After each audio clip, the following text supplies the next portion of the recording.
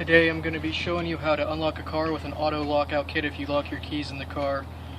Be careful with this, you can really damage your car if you're not trained with these tools, and certain regions of the United States and other countries owning these tools without a locksmithing license can lead to felony burglary tool charges. So here we go.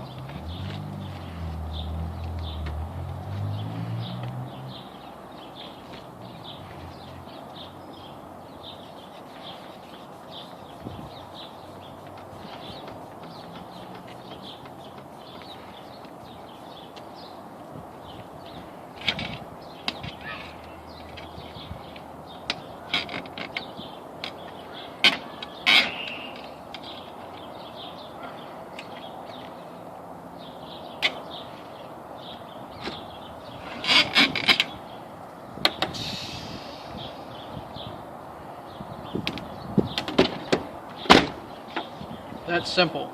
Alright. Have a good day.